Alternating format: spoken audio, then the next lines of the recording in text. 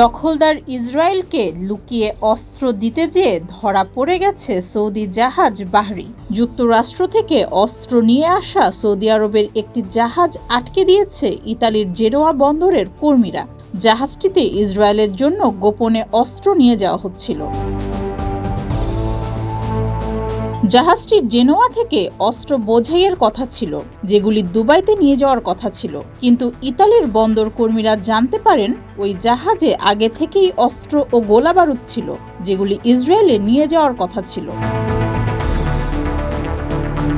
এরপর জাহাজটিতে অনেকটা জোর করেই প্রবেশ করেন বন্দরের 40 কর্মী। তখন তারা ইসরায়েলের জন্য আনা অস্ত্রের খোঁজ পান।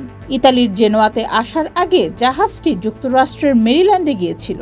এর আগে 2019 সালে জেনোয়া বন্দরের কর্মীরা একইভাবে অস্ত্রবাহী একটি জাহাজ আটকে দিয়েছিল। তবে সৌদি আরবের জাতীয় জাহাজ কোম্পানি বাহরি ইসরায়েলে অস্ত্র পরিবহনের সঙ্গে জড়িত থাকার অভিযোগকে সম্পূর্ণ মিথ্যা এবং ভিত্তিহীন বলে দাবি করেছে।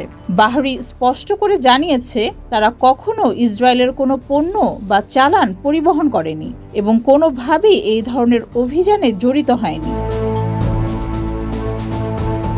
2023 সালের অক্টোবর থেকে গাজায় বর্বর গণহত্যা চালাচ্ছে দখলদার ইসরায়েল।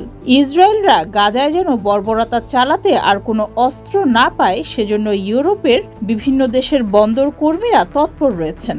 এরই মধ্যে সৌদি আরব মুসলিম দেশ হিসেবে ইসরায়েলকে গোপনে অস্ত্র দিচ্ছে ফিলিস্তিন ধ্বংসের জন্য, যা বিশ্ববাসীর জন্য উদ্বেগজনক। ডেস্ক রিপোর্ট, যুগের চিন্তা।